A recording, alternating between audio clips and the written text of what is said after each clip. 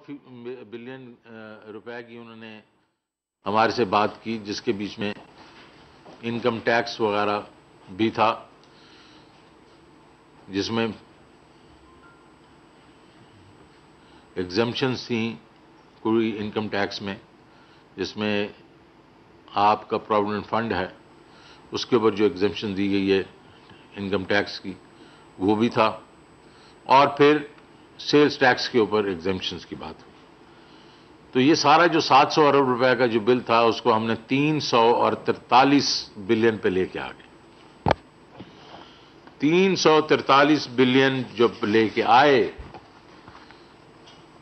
तो उसका मतलब ये नहीं है कि 343 बिलियन के हमने नए टैक्स लगा दिए।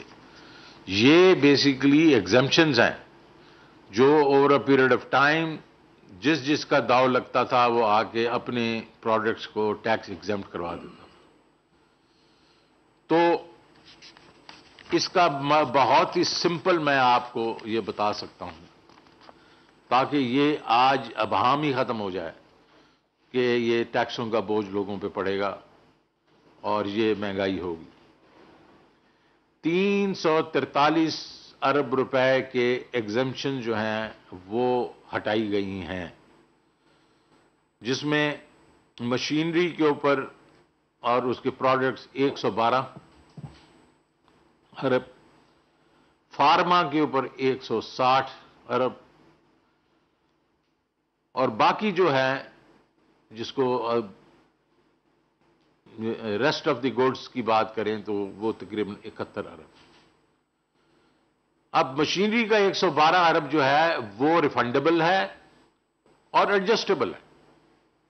इसका मतलब है कि आप टैक्स जरूर दे देंगे जब ये इंपोर्ट करेंगे, लेकिन उसके बाद ये रिफंड हो जाएगा आप। और हमने इसके ऊपर एक और आगे चीज कह दी है कि ये जो है ये 7 दिन के अंदर रिफंड होगा, और अगर 7 दिन में रिफंड नहीं होगा तो एडजस्टेबल हो जाएगा। आप किसी और टैक्स के अगेंस्ट इसको एडजस्ट कर लें। सेल्स टैक्स की अगर आपके पास है अगर वो टैक्स, उसके अगेंस्ट रिफंड कर दें। अगर इनकम टैक्स भी आपने पे करना है एफबीआर को, उसके अगेंस्ट कर दें। ये तो मेरे ख्याल में हमारे जो बिजनेसमैन हैं और बाकी लोग हैं, उन्होंने जब ये बात सुनी चंद ने, तो उन्होंने कहा ये तो कभी हुआ ही नहीं पाकिस्तान में। क्योंकि वो हालांकि मेरे लेफ्ट में बैठे हुए हमारे चेयरमैन एफबीआर, वो कह रहे हैं कि सेल्स टैक्स जो है हम आजकल 48 घंटों में दे रहे हैं। तो मैंने कहा यार 48 घंटे नहीं, 7 दिन में कर दो, लेकिन कंफर्म कर दो। तो ना सिर्फ वो 7 दिन में होगा, इन्होंने एक और चीज कह दी। उन्होंने कहा सर इसको आप एडजस्टेबल भी कर दें कि ये एडजस्ट हो सकता है। बाकी फार्मा का 160 बिलियन है, वो भी रिफंडेबल है और एडजस्टेबल है। अब रह गया 70 अरब रुपया। 70 अरब रुपए के ऊपर अगर हम देखें तो लग्जरी आइटम्स हैं इसमें एक कोई बिजनेस के आइटम्स भी हैं। अब लग्जरी आइटम्स में क्या है? इंपोर्टेड स्टेक्स हैं, फिश है, सामान लोग मंगवा रहे हैं, हाई एंड बेकरी आइटम्स आ रही हैं, ब्रांडेड चीज आ रही है, इंपोर्टेड सॉसेजेस आ रहे हैं, इंपोर्टेड बाइसिकल्स हैं। इस सारे 71 अरब में आपको ये मैं बताना चाह रहा हूं कि कॉमन मैन के ऊपर 2 अरब रुपए के जो टैक्सेस की एग्जम्पशन निकाल रहे हैं, सिर्फ 2। सो खोदा पहाड़ निकला चूहा, मतलब 3, पहले तो 700 अरब रुपए की बात हो रही थी, उसको निकाल के 343 बिलियन हुआ। उसमें से कॉमन मैन पे 2 अरब रुपए। अच्छा वो क्या चीजें हैं वो भी मैं आपको बता देता हूं। कॉमन मैन के लिए उसमें बड़ा आइटम जो है वो पर्सनल कंप्यूटर्स हैं, स्विंग मशीन्स हैं, मैच बॉक्सेस हैं, आइडियोइज सॉल्ट है, रेड चिलीज हैं और कॉन्ट्रासेप्टिव्स हैं। ये हैं। इससे अगर महंगाई बढ़ जाएगी इस 2 अरब से, तो फिर मेरा ख्याल में तो हम बात सही नहीं कर रहे ना। तो ये है लुब्बे लुबाब कि हम इसलिए लगा रहे। अच्छा ये फिर जब हमने ये कहा कि हम इसमें एग्जेम्पशन वो दे देंगे रिफंड्स, तो आईएमएफ ने ये कहा कि यार फिर तुम पैसे कैसे और बीच में बढ़ाओगे? तो हमने कहा यार इसका मकसद पैसे बढ़ाना नहीं है, इसका मकसद रेवेन्यू इकट्ठा करना नहीं है। हमने वो तो वैसे ही कर लिया है, हमारा तो इस वक्त हम अपने टारगेट से ज्यादा जा रहे हैं। ये है डॉक्यूमेंटेशन की, और उनका भी यही मकसद है कि आप इसको रिकॉर्ड करें और उसके बाद बेशक इसको रिफंड कर दें। लेकिन वो जब डॉक्यूमेंटेशन हो जाएगी तो उसके साथ जो इनकम और आएगी, जो पर्सनल इनकम आएगी, जो इनकम जो इदारों की इनकम होगी, उसके ऊपर तो टैक्स लगेगा। क्योंकि once your you know your stream is documented, तो आपको मालूम है कि डॉक्यूमेंटेशन के बाद जो है वो सारा काम फिर से सही जगह से शुरू होता है। हाँ, अब वो लोग ये कहें कि हम नहीं डॉक्यूमेंट करना चाहते, अगर नहीं डॉक्यूमेंट करना चाहते तो उसको रिफंड भी नहीं मिलेगा, तो आपको डॉक्यूमेंट तो करनी पड़ेगी। तो ये एक तरीका है और बड़ा अच्छा तरीका है। भाई हम ये नहीं आपको कह रहे कि हम आप पे बोझ डालना चाहते हैं टैक्सेस का, आप रिफंड दे दें, और वही हम कर रहे हैं। मैंने आपको बताया कि जो बेसिकली बड़े बड़े दो मशीनरी और उसके बाद फार्मा है, उसके ऊपर हम बिल्कुल टोटल रिफंड जो बन रहा है वो मैंने बता दिया, 112 बिलियन और 160 बिलियन है, बाकी रह गया 71 बिलियन।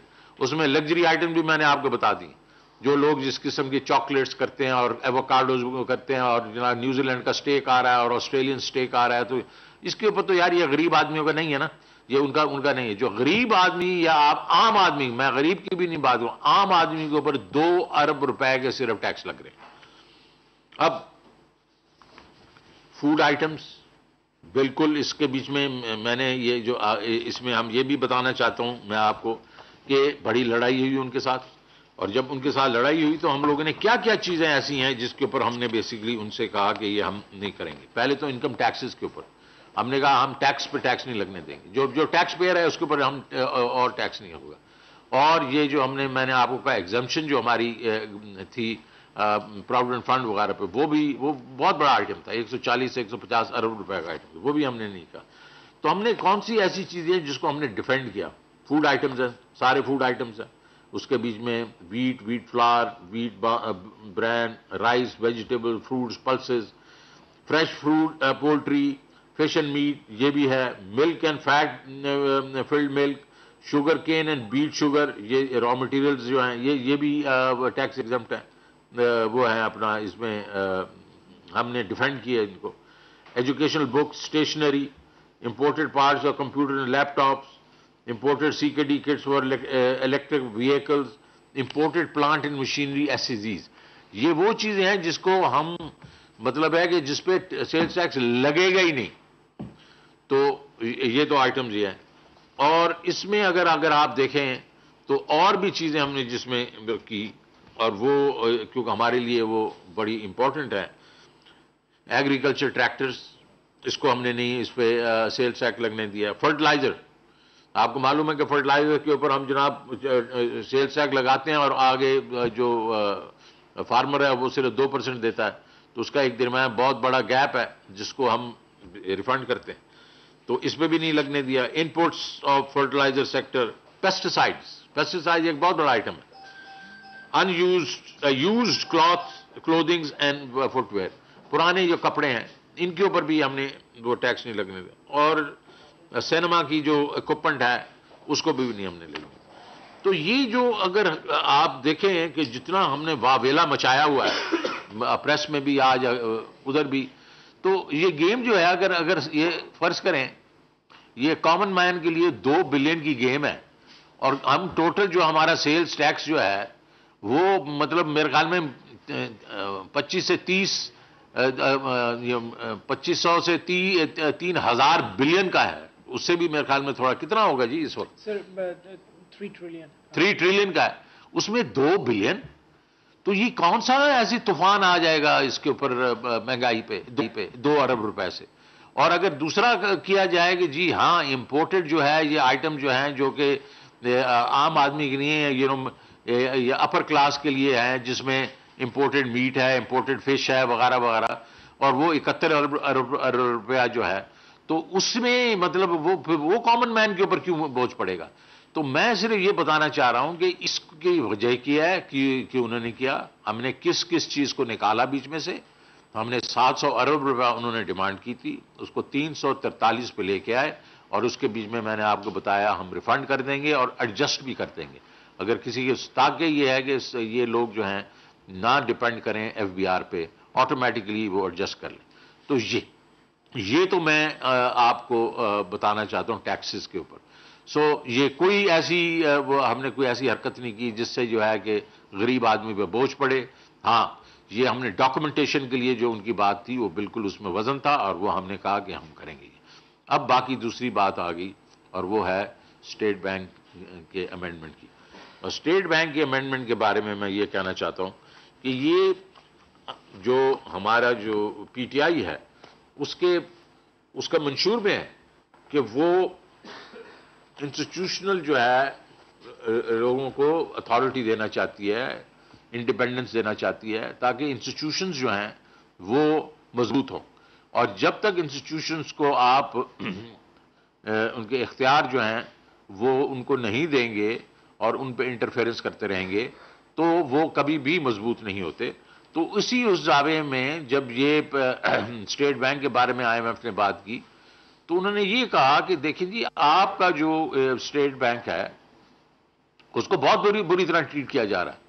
वो बुरी तरह क्या ट्रीट किया जा रहा है, जब भी जिस हुकूमत की मर्जी आती है वो जाके बोरो कर देते हैं, और क्या करते हैं, बोरो कर लेते हैं और जीरो रेट पे होता है, क्योंकि जाहिर है जो पैसे वो देते हैं वो प्रॉफिट में वापस आ जाता है, तो जीरो रेट। तो ये तो ऐसे है जैसे वो नोट छापने वाली बात है, वो नोट छापना शुरू कर देते हैं। पीछे अभी तक भी 6.4 ट्रिलियन जो है अभी तक स्टेट बैंक का हमने देना है, और ये जिस वक्त ये हुकूमत आई थी वो मेरे ख्याल में जो नंबर था वो तकरीबन 7 से 8 ट्रिलियन का था। तो ये कोई अच्छी बात तो नहीं है। उससे होता ये है कि इन्फ्लेशन बढ़ती है, इन्फ्लेशन बढ़ती है तो आपको मालूम है सब पे वो टैक्स होता है। तो ये उन्होंने कहा कि ये तो आप बोरो नहीं करेंगे स्टेट बैंक से, और आप तो 2.5 साल हो गए हैं इस हुकूमत को, और इस हुकूमत ने स्टेट बैंक से एक पैसा भी बोरो नहीं किया। तो ये कहना कि यार खुद मुख्तारी जो है वो कॉम्प्रोमाइज हो जाएगी, हम स्टेट बैंक से पैसा नहीं ले सकते, अरे भाई 2.5 साल से तो नहीं ले रहे, कौन सी हमारी खुद मुख्तारी जो है वो इंडिपेंडेंस से वो कॉम्प्रोमाइज हो गई है, पहली बात। दूसरी चीज इसमें जो बिल है उसके बीच में ये है कि हमारा जो उनका जो एडमिनिस्ट्रेटिवली हम उनको जरा इंडिपेंडेंस देंगे, वो आपस में अपनी तनख्वाहें वगैरह, सैलरीज वगैरह वो खुद कर सकते हैं, उनका बोर्ड कर सकता है। जो मैं अभी कहना चाहूंगा वो गौर से हमें सुनना पड़ेगा कि स्टेट बैंक के पास इस वक्त जो अथॉरिटी होगी वो होगी बोर्ड के पास। उनका जो नॉन एग्जीक्यूटिव बोर्ड है वो सारे डिसीजन करेगा, जिसमें मतलब अपॉइंटमेंट्स ऑफ डिप्टी गवर्नर्स, बाकी नीचे जो और लोग हैं उनकी रिकमेंडेशन जो होगी वो आएगी हमारे पास, तो हम उसके बेसिस पे उनको करेंगे। लेकिन वो बोर्ड जो है, पहले इन्होंने हमें कहा कि बोर्ड भी उनके अपना ये जो वो खुद हमें रिकमेंडेशन देंगे और हम उसको अप्रूव करेंगे, जिसमें हमने कहा ये बिल्कुल नहीं है, ये कैसे हो सकता है आप खुद अपने आप को रिकमेंड करें और हम आपको अप्रूव कर दें। तो वो जो बोर्ड है वो हुकूमत पाकिस्तान नॉमिनेट भी करेगी और अप्रूव भी करेगा, प्रेसिडेंट उसको अप्रूव करेगा। तो जो एक किस्म से जो अथॉरिटी है स्टेट बैंक की वो बोर्ड के पास होगी, और बोर्ड जो है अपॉइंट करेगा हुकूमत पाकिस्तान। तो ये जो है ये अब हम भी निकाल देंगे, हमने जाके अपनी इंडिपेंडेंस बेच दी किसी को। तीसरी चीज जो है और वो ये है कि ये जो है अपना स्टेट बैंक ऑफ पाकिस्तान, ये अब पार्लियामेंट को भी जवाबदेह होगा, उनकी स्टैंडिंग कमेटीज को। वो जाके डायरेक्टली जो इनसे पूछ सकते हैं कि भाई तुम क्या कर रहे हो। तो ये तो पार्लियामेंट की हमने जो खुद मुख्तारी को तकवीयत दी, तो ये भी एक चीज पॉजिटिव है। अब जो चीज एक दो चीजें जो उन्होंने कहा कि ये आप नहीं कर सकते, और वो मैंने एक तो कह दिया बोरिंग नहीं कर सकते आप उनसे, और दूसरा उन्होंने एक फिस्कल एंड मॉनेटरी बोर्ड होता था जिसमें वजीर खजाना जो था उसका चेयरमैन होता था और गवर्नर उसका मेंबर होते थे, तो 2-3 लोग और भी होते थे। वो उन्होंने कहा इसको ना करें, इसमें जो है वो स्टेट हुकूमत अपना जो फाइनेंस मिनिस्टर का, क्योंकि वो सीनियरिटी होती है, तो इसको एक किस्म से इनफॉर्मल रख लें कि वो आपस में मुशावरत आप करेंगे। तो इसको फॉर्मल एक कोई इदारा ना बना दें।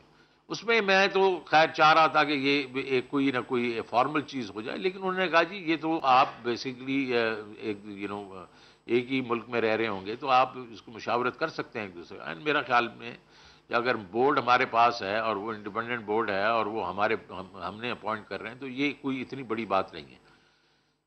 तीसरी जो चीज़ उन्होंने जो और चीज़ें करने की कोशिश की और जिसको हमने रेजिस्ट किया वो ये था कि उनको इम्यूनिटी हो जाए, प्रोसिक्यूशन की इम्यूनिटी होनी चाहिए। वो जो चीज़ करें वो बेसिकली ना नैब ना कोई और इदारा ना कोई अदालत उनको कर सके। वो हमने कहा ये कॉन्स्टिट्यूशन के ख़िलाफ़ है।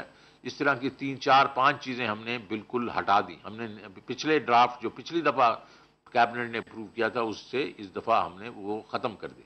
तो और हमने कहा नहीं आपको स्पेशल ट्रीटमेंट नहीं दी जा सकती और कॉन्स्टिट्यूशनल अमेंडमेंट हम नहीं करेंगे। ये लास्टली मैं ये कहना चाहता हूं इसके ऊपर कि ये देखें बोर्ड हमारे पास है, उसके बाद ये तो सिंपल मेजॉरिटी, ये जो है कॉन्स्टिट्यूशनल अमेंडमेंट नहीं हो रही, ये सिंपल जो है ये पार्लियामेंट इसके ऊपर सिंपल मेजॉरिटी के साथ वोटिंग करेगा। और अगर फर्ज करें हमारे ख्याल में अगर ये स्टेट बैंक हमारे से हाथ से निकलने की कोशिश करेगा, हालांकि होना नहीं चाहिए, तो हम एक सिंपल मेजॉरिटी के साथ जाके वो खत्म कर देंगे उसकी जो ऑटोनॉमी। वो कोई क्या मसला है। तो इसलिए अभी जो लोगों ने हम कहा हुआ है और ये व्हाट्सएप चल रहे हैं कि हमने ईस्ट इंडिया कंपनी कर दी है वगैरह वगैरह, तो मेरे ख्याल में ये इस सारी चीज़ जो मैंने आपको एक्सप्लेन किया है इसकी ये डॉक्यूमेंटेशन भी आपको मिल जाएगी, आप देख लीजिएगा। तो उसकी तो ये एक किस्म के मानी नहीं रखती। इंडिपेंडेंस जो है ये इसके बाकी जो दुनिया के जो है आपके सेंट्रल बैंक्स हैं वो काफ़ी वो भी इंडिपेंडेंट होते हैं और जिसने उनको इंडिपेंडेंस नहीं दी उनका फिर उन्होंने खमियाजा भुगता। आपने देखा तुर्की के बीच में प्रेसिडेंट अर्दवान ने मतलब उनकी बात नहीं सुनी, तो उन्हें देखें उनका क्या क्या हो रहा है उसके साथ। उनकी इन्फ्लेशन किधर जा रही है, उनके मतलब रिजर्व्स अफेक्ट हुए हैं वगैरह वगैरह। सो इसलिए अगर आप अच्छे मुल्कों के सेंट्रल बैंक देखें तो उनमें काफ़ी इंडिपेंडेंस है और हमने कोई ऐसी यूनिक चीज़ नहीं की। और ये कहना कि वो हमारे बिल्कुल हाथ से वो मादर पिदर आज़ाद हो गए, तो मैंने आपको बताया क्यों नहीं मादर पिदर आज़ाद। वो हुकूमत पाकिस्तान के ही एक इदारे होंगे और ठीक है उनको इंडिपेंडेंस है, एडमिनिस्ट्रेटिव इंडिपेंडेंस वगैरह हम देंगे, बस बस बस वो काफ़ी है। तो मैं इधर ख़त्म करना चाहता हूँ, सवाल वगैरह हूँ तो प्लीज़ मेरे से पूछें। सर ये बताइएगा कि जो इस वक्त पाकिस्तान में जो मुकामी दूध है जो डब्बों में पैक है, इसके ऊपर जो है वो सेल्फ टेस्ट के मुताबिक आज क्या फैसला किया गया है, और इस तरह जो मुकामी तौर पर जो मसाले हैं उनके ऊपर जो है सेल्फ टेस्ट में क्या क्या गुजार है वो तो उसमें तो कोई टैक्स नहीं है यार, बताएं। जी सिंगल आइटम अगर आप इस तरह करेंगे तो वो इस तरह तो एग्जैक्टली नहीं होता, लेकिन जो मिल्क है और पैक मिल्क उस पर आई गेस रिड्यूस रेट है, उसको हमने बिल्कुल डिस्टर्ब नहीं किया। वो है ना चीज बटर क्रीम वो बाहर का इम्पोर्टेड है। वो तो फाइनेंस मिनिस्टर साहब ने कहा वो सारे का सारा जो इम्पोर्टेड आ रहा था, ब्रांडेड आ रहा था, हाई एंड आइटम था, उसको लग्जरी आइटम था, उसको हमने टैक्स किया। इनके बाकी यहाँ का कुछ नहीं किया। सर दो चीजें का एक्सप्लेन करेंगे। आपने जीएसटी का बता दिया 343 बिलियन का, इसके अलावा इनकम टैक्स भी है बिल के अंदर, पब्लिक एक्साइज ड्यूटी भी है और आईसीटी की सर्विसेज कर दिया। बहुत तो मिला के सारा टोटल कितना? नहीं ये मैं सारा कुछ ही मिला, सारा कुछ ही मिला के 343 की मैं बात कर रहा हूँ। कैबिनेट ने कोई चीज विड्रॉ की है आज? कुछ नहीं किया, बिल्कुल नथिंग। वो भी लग गया 10 से 15% हो गया। वो हो गया। सर दो तीन सवाल है छोटे छोटे। एक तो आपने फरमाया कि ये 2 अरब का है और इसका इतना इम्पैक्ट नहीं आएगा। सर पाकिस्तान में हम तो काफी अर्से से आप भी इधर देख रहे हैं, अभी देख रहे हैं, जो कास्ट ऑफ लिविंग जब एक सरमायादार की बढ़ती है तो 5 साल होती है और आप तो इलेक्टेड नहीं है, ये इलेक्टेड बैठे हैं, अभी इनकी जो नहीं अवाम के पास चली। कॉस्ट ऑफ लिविंग क्या मतलब? सर हर बंदे की एक कास्ट ऑफ लिविंग होती है और ये पाकिस्तान में नहीं देखो इसमें देखो एक्सप्लेन, देखो यार बात करनी है ना तो हम आपस में उस तरीके से करें। कॉस्ट ऑफ लिविंग नहीं आप पहला सवाल है, मैं तो पहले सवाल को समझूँ ना। कॉस्ट ऑफ लिविंग जो बढ़ेगी वो इन्फ्लेशन से बढ़ेगी ना, तो इन्फ्लेशन से तो कॉस्ट ऑफ लिविंग बढ़ती है। आज सवाल जो मैं जिधर है वो ये है कि क्या हमारे ये जो मेयर्स हैं इससे इन्फ्लेशन बढ़ेगी कि नहीं बढ़ेगी। तो मैंने आपको बता दिया कि सिर्फ 2 अरब रुपए पे हमने थोड़े ज्यादा टैक्स लगा दिया, वो सेल्स टैक्स लगा दिया है, और उसके ऊपर और बाकी जो जिस पे हमने लगाया 17 मतलब वो 71 अरब रुपए में से 69 अरब हुआ है, वो हैं जो लग्जरी आइटम्स हैं, और दूसरे जो मैंने आपको अभी लिस्ट कर दिए हैं उससे तो मतलब जिसकी बढ़ेगी, जो स्टेक खा रहा है या सामन फिश खा रहा है उसकी तो बढ़ेगी, लेकिन आम आदमी की तो नहीं बढ़ेगी ना। जी, अब बाकी दूसरी बात करें। सर एक तो मेरा फरूख साहब से भी सवाल है सर, जो केपी में हुआ, मैंने खुद वहाँ से प्रोग्राम किया, लोगों का ज्यादा कंसर्न इन्फ्लेशन था। इसके बाद जो इन्फ्लेशन आएगा, आपने इलेक्शन भी लड़ा, are you ready to face this situation? तो मैं आपको जवाब उसका ये दे रहा हूं ना कि भाई कौन सी इन्फ्लेशन बढ़ेगी 2 अरब रुपए से, कौन सी, देखे ना आपने इस चीज को एक ऐसे वो कर दिया है कि यार ये एक सुनामी आने वाली है। मैंने तो आपके सामने नंबर्स रख दिए, तो मुझे बताएं 2 अरब रुपए पे कौन सी सुनामी आएगी। तो जब वो आप उसको लिंक करने की कोशिश करें, बिकॉज एक सवाल बनाना चाहते हैं आप, तो सवाल आपने बना दिया। मेरा जवाब उस पर यह है, और ये भी जवाब देंगे, मैं जवाब, अरे भाई वो इलेक्शन जिस वजह से है, ये जो इन्फ्लेशन हो रही है वो 4 चीजों की वजह से हो रही है। आपका पेट्रोल जो है वो $42 पर बैरल से 87 पे चला गया। आपका खुर्दनी तेल जो है वो $700 पर टन से $1400 पे चला गया। आपका कोयला जो था वो 70, 80 या $90 पे था, वो $240 पे चला गया। और ये आपका स्टील, ये 4-5 चीजों से आपका वो जो इंपोर्टेड इन्फ्लेशन है, वो जिस वक्त इन्फ्लेशन कम हो जाएगी आपकी बेसिकली ये सारा कुछ भी ठीक हो जाएगा। और मैं आप 2 सवाल होते हैं, इसलिए आप प्लीज। के ऊपर बजट के अंदर कुछ रिलीफ दिया गया था, किसमें? गाड़ियों के ऊपर, लेकिन इस बार आपने इसके अंदर कितना टैक्सेस में इजाफा किया, कितने एग्जम्पशन इसमें? दूसरा ये कि अगर 20 से एक दफा अगर सवाल पूछें पर वापस फिर पूछ लें, एक दफा पूछे ना, फिर मैं बूढ़ा आदमी हूं, मैं भूल जाता हूं। अच्छा देखिए जी, आपको जो उसमें ऑटोस के ऊपर टैक्सेस के ऊपर कोई IMF का ताल्लुक नहीं। इसमें जो हमने रिलीफ दिया था वो रिलीफ जिस तरह इलेक्ट्रिक व्हीकल वगैरह वगैरह पे हैं, लेकिन अब हमने ये बैलेंस ऑफ पेमेंट की वजह से, ट्रेड डेफिसिट की वजह से, हम जो लग्जरी गाड़ियां हैं उस पर हमने टैक्स बढ़ाने हैं, वो हम बढ़ा रहे हैं, और वो इसमें भी आ जाएगा। क्योंकि हो ये रहा है कि लोग जो हैं, जैसे हम लोगों ने वो टैक्स कम वगैरह किए, उन्होंने अपनी गाड़ियां बेचनी, पेट्रोल वाली बेचना शुरू कर दी, इलेक्ट्रिक व्हीकल लेने जो उनकी वैल्यू बहुत ज्यादा है। तो IMF ने कोई हमें कज़न इसमें नहीं दी। नहीं, दूसरा सवाल वो पूछना चाह रहे हैं। दूसरा क्वेश्चन मेरा ये कि आप कह रहे हैं कि $2 बिलियन से कोई सुनामी या महंगाई का तूफान नहीं आएगा। 2 बिलियन रुपए, 2 बिलियन रुपए से, लेकिन ये बताइएगा कि 22% वो SPI हो चुके हैं, और डबल डिजिट में कंज्यूमर प्राइस इंडेक्स है। मुसलसल दूसरे बार इस बार भी कह रहे हैं कि दिसंबर में भी डबल डिजिट में होगा। तो जो बुनियादी जो आपको टारगेट दिया था प्राइम मिनिस्टर इमरान खान ने इन्फ्लेशन को कंट्रोल करने के लिए, उसमें आप किस हद तक सच्ची हुए या नहीं हुए? देखें, ये बड़ी अच्छी बात की, ताकि ये मुझे एक दफ़ा किसी और ने भी ये सवाल किया था। सिर्फ बात इतनी है कि आप मुझे कह रहे हैं ये 18.5% इस वक्त है जो आपकी SPI लेटेस्ट है, एनुअलाइज जो है 18.5 या 19%। SPI जो है is not the total inflation ना, आपकी इन्फ्लेशन तो 11.5% है ना, और 11.5% के बीच में अगर ये 4 आइटम मैं जो आपको बता रहा हूँ, पेट्रोलियम वगैरह, जिसका कैस्केडिंग इफेक्ट होता है, क्योंकि आपने जब आपके पेट्रोलियम की प्राइस ऊपर गई तो ट्रांसपोर्ट की प्राइस ऊपर चली जाएगी। इसी तरीके से आप देखेंगे कि कोयला जो है वो महंगा होता है तो सीमेंट महंगा हो जाता है, स्टील आता है तो घरों की वो महंगाई हो जाती है। तो वो है 11.5%। 11.5% को आप जरा इस तरह देख लीजिए कि शौकत तरीन तो चलें फेल हो गया, लेकिन अमेरिका जिसकी इन्फ्लेशन आपको बताएं कि वज़ीर ख़ज़ाना शौकत तरीन इस वक्त अहम न्यूज़ कॉन्फ्रेंस कर रहे हैं, जिसमें उन्होंने टैक्सेस के हवाले से बात की और स्टेट बैंक की अमेंडमेंट के हवाले से बात की। उन्होंने कहा इबाम दूर कर लें कि हम स्टेट बैंक को बेचने नहीं जा रहे हैं, ये तमाम इबाम दूर कर लें। जबकि उन्होंने कहा कि आज ये इबाम भी दूर हो जाए कि हम अवाम पर टैक्सेस का बोझ डाल रहे हैं, टैक्स पेयर पर टैक्स नहीं लगाया जाएगा। साथ साथ उन्होंने ये कहा कि टैक्स के हवाले से ये इबाम सारे दूर कर लेने चाहिए। 2.5 साल में हुकूमत ने स्टेट बैंक से कुछ उधार नहीं लिया। मैं तो आपको बता रहा हूं कि मेरे पास जो हथियार हैं वो हथियार हैं कि मैंने लोकल इन्फ्लेशन को करना है।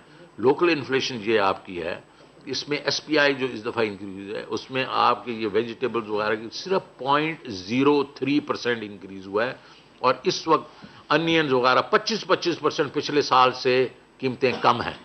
तो वो हमारे उसमें ये 3-4 आइटम जो हैं ना, मेरे पास तेल है तो मैं तेल का क्या करूं, ख़त्म कर दूं, मतलब इंपोर्ट करना बंद कर दूं, या खुदनी तेल को बंद कर दूं, या स्टील को बंद कर दूं, या ये कोयले को बंद कर दूं। तो वो मेरे वो, और क्योंकि दूसरे लोग भी उनके ऊपर भी यही हुआ है, तो मेरे ख्याल में आप मेरे ऊपर जरा हाथ हल्का रखें जनाब। जी आप जी फार्मा से रिलेटेड है, फार्मा के ऊपर आपने 160 बिलियन की जो है ना वो एग्जेम्पशंस खत्म की, तो फार्मा की जब आएगी तो इसका इम्पैक्ट क्या फार्मा की जो मेडिसिन से उन पर आएगा, क्योंकि रिफंड तो बाद में होना है, रिफंड की आपने ट्रैक में रिफंडेबल है, लेकिन उसका इम्पैक्ट क्या फार्मा की मेडिसिन पर तो डायरेक्टली वो तो नहीं कर रहे। ये बड़ी अच्छी आपने बात की, इसके ऊपर मैंने जो बनाई हुई है आप उसके कॉपीज वगैरह ले लीजिएगा। देखिए फार्मा के ऊपर जो है वो पहले सेल्स टैक्स इंपोर्ट पे नहीं लगता था, लेकिन पैकेजिंग पे लगता था। पैकेजिंग का था वो 35 से 45 अरब रुपए का था, वो लगता था। अब हमने वो भी उड़ा दिया। तो बिल्कुल आपकी बात सही है, पहले वो देंगे 17%, उसके बाद जैसे वो दवाई वगैरह बना के और जितना भी पीरियड है उसका तो कॉस्ट तो आएगी उनको, मतलब वो फंडिंग कॉस्ट तो आएगी, लेकिन उसके बाद वो 7 दिन के अंदर अंदर वो जाके ले लेंगे रिफंड, और 7 दिन में अगर उनको रिफंड नहीं मिलेगा वो अपनी एडजस्ट कर देंगे और अपनी इनकम के अगेंस्ट भी एडजस्ट कर सकते हैं। तो सिर्फ कॉस्ट क्या आई उनकी, वो जो फंडिंग कॉस्ट है जब उनको लगेगा और जिसमें वो रिफंड ले सकते हैं वो आएगी। अब उसका फायदा क्यों नहीं बढ़ेगी आपकी बिजली की अपना मेडिसिन की कीमत, वो 35 से 45 अरब रुपया जो है ना, जो हम उनको पहले चार्ज करते थे वो आगे नहीं चार्ज कर सकते थे, बिकॉज आगे वाला कोई देता नहीं था, वो अब इनको नहीं चार्ज होना पड़ेगा। इसका मतलब दवाइयों की कीमतें कम होंगी, बढ़ेंगी नहीं, बिकॉज ये हमने सारे के सारों पर हमने उनको वो रिफंड दे दिया है। अच्छा जी आप प्लीज उधर। सर मेरा सवाल आपसे था, जितना भी आपने भी कहा कि पर्पज इसका था डॉक्यूमेंटेशन ऑफ इकोनॉमी है, रेवेन्यू जनरेशन नहीं है, तो हमें इसका पहले खुद क्यों ख्याल नहीं है कि डॉक्यूमेंटेशन पहले ही कर ले, IMF के दबाव में आके सारा ये फैसला क्यों करना? 10 दफा हमने कोशिश की है, नहीं एक दफा, एक पहला सवाल कर लें फिर मैंने तो हमेशा कहा दूसरा भी कर लीजिएगा। 10 दफा कोशिश की है। मैं जब यहाँ पहले मिनिस्टर था तो मैंने तो करके गया था कि ये जो है आपको ये एक किस्म से हम वैट पे चले जाएंगे, ये बिल्कुल वैट पे चले जाएंगे, बिकॉज एक दफ़ा डॉक्यूमेंटेशन पूरी हो गई तो वो पूरी की पूरी चेन है, वो वैल्यू चेन जो है वो टैक्स देगी और दूसरे से रिफंड लेगी। तो ये जो है ये तो जनाब 2010 के जून में हो जाना चाहिए था, उसके बाद कई और अटैम्प्ट्स हुए। वजह ये है कि हमारा ये इसलिए मुझे आज चेयरमैन साहब कह रहे थे कि जो आज हम ये काम कर रहे हैं उसके हमारा ऊपर वैसे तो इम्पैक्ट नहीं आएगा, लेकिन डॉक्यूमेंटेशन के ऊपर जो हम काम कर रहे हैं ये हिस्टोरिक होगा। और हुआ क्या कि जिस का यहाँ बस चलता था, क्योंकि किसी का जोर नहीं होता था, कोई प्रोग्राम नहीं होता था, उसके बेसिस के ऊपर वो अपनी चीज़ें जो है एग्जाम करवा के बैठे रहते थे और ठीक है ऐश कर रहे हैं। लेकिन मैं ये आपको बता दूं कि ये अगर हमारे ऊपर ये IMF ने ये ना कज्जन लगाई होती तो आई कैन अश्योर यू हमारी भी पॉलिटिकल पार्टी वाले जो होते वो भी ये कहते कि इसको रहने दो फिलहाल। तो ये अच्छी बात है, उनके अगर प्रेशर से भी हो रहा है, इफेक्ट नहीं आ रहा कॉमन मैन पे, तो ये चीज़ हो जानी चाहिए। बिकॉज इफेक्टिव लॉन्ग रन में सर क्या होगा, लॉन्ग रन में ये होगा कि आपके ये टैक्सेस ज़्यादा होंगे, इनकम टैक्सेस बढ़ेंगे, इनकम टैक्सेस वगैरह डॉक्यूमेंटेशन की ज़्यादा बढ़ेंगे और टैक्स टू GDP बढ़ेगी और वो हमारे लिए खुशाइन चीज़ होगी। जी आप दूसरा सवाल। जी तो आपने कहा कि सारे के सारे इतने टैक्सेस नए आए हैं, बहुत कम है, जो आए भी हैं वो एडजस्ट हो जाएंगे, रिफंड मिल जाएंगे। बिल्कुल सही। इस वक्त ऑन ग्राउंड सिचुएशन में ये है, रिफंड लेना या एडजस्ट करवाना इक्वल टू इम्पॉसिबल है। आपका FDR का स्टाफ इतना क्रूअल है, बंदा दरवाजों घिसा देता है लेकिन उसको एक पैसा नहीं मिलता, उसका सोल्यूशन क्या है? देखें उसका सोल्यूशन जो मैंने कर दिया है ना एडजस्टेबल, वो ऑटोमेटिकली खुद एडजस्ट करेगा। उसने FBR से नहीं पूछना, उसने कहना ये मेरी टैक्स लाइबिलिटी खड़ी हुई है, ये मुझे रिफंड चाहिए, वो अपनी जो रिटर्न्स भेजेगा उसमें से एडजस्ट करके दे देगा। ये मैंने जब चंद अपना बिजनेसमैन से बात की तो उन्होंने कहा जी ये अगर हो गया तो हमारे लिए तो दिस इज हेवंस, बिकॉज इनको इनके दरवाजे नहीं खटखटाने पड़ेंगे। तो द वेरी फैक्ट इज कि ना सिर्फ ये रिफंडेबल होगा, ये एडजस्टेबल होगा और ये बहुत बड़ा रेवोल्यूशन है, ये मैं बहुत बड़ा रिस्क ले रहा हूं, लेकिन ये लेना पड़ेगा बिकॉज लोगों की जो शिकायत हैं वो आप बिल्कुल बजा फरमाते हैं, उनकी शिकायत हैं और स्पेशली इनकम टैक्स पे भी हैं। अच्छा जी सर, जिस तरह आप बात कर रहे थे 2 अरब का सिर्फ मामला है, आम आदमी पे 2 अरब रुपए का इम्पैक्ट है, तो अपोजिशन को भी बिठा लेते, इतना वेला ना होता अभी जो सारे बचा पार्लियामेंट। देखिए बात यह है कि अपोजिशन तो आपके इल्म में है कि आज शहबाज शरीफ भी लापता थे और बिलावल भी लापता थे, और वो तो चाहते थे कि हम किसी तरीके से जो है इस कानून साजी को ही रोकेंगे, इसको बिल का हिस्सा नहीं बनने देंगे। चलें, जब आज फाइनेंस बिल में अमेंडमेंट्स पेश हो रही थी और ये इकॉनमी को जो है वो डॉक्यूमेंट करने के हवाले से है, जिस तरह शौकत तरीन साहब ने भी कहा, और ये कोई ऐसी नई बात बनी है जिसको एक बहुत बढ़ा चढ़ा के पेश किया जा रहा है। कई बार जो है वो अमेंडमेंट्स सप्लीमेंट्री जो है वो पेश होती रही हैं। 9 बार जो है वो पीपल्स पार्टी IMF के पास गई, 4 बार जो है वो PMLN IMF के पास गई, बल्कि पीपल्स पार्टी ने तो सबसे बड़ा IMF का जो है वो $9 अरब का प्रोग्राम पीपल्स पार्टी ने जो है वो लिया हुआ है। तो मैं समझता हूं कि आप ये देखें कि इन तमाम तर चीज़ों के बावजूद अदराक उनको भी पता है कि मईशत के को वो कहाँ छोड़ के गए थे। $20 अरब का आपका करंट अकाउंट डेफिसिट था, 15 दिन के आपके पास जो है वो रिजर्व्स मौजूद थे पेमेंट्स करने के आपके, और जो इसहाकडार बेड़ागर करके गए थे वो सबको पता है। और ये ऑन रिकॉर्ड कहते रहे हैं कि ये हुकूमत IMF के पास क्यों नहीं जा रही, ये लेट जा रही है, इनको पहले IMF के पास चले जाना चाहिए था। तो ये जो दूध और शहद की नहरें बहाकर अगर गए होते तो आज ये सूरत हाल ना होती। लेकिन फिर भी हमारी वजारत ख़जाना ने, हुकूमत ने, वज़ीर आज़म साहब ने इस पे भरपूर कोशिश की है कि आम आदमी के ऊपर जो है वो इसका किसी किस्म का जो है वो बोझ ना डाला जाए, और वो फैक्ट्स और वो हकायक इन्होंने आपके सामने पेश भी किए हैं।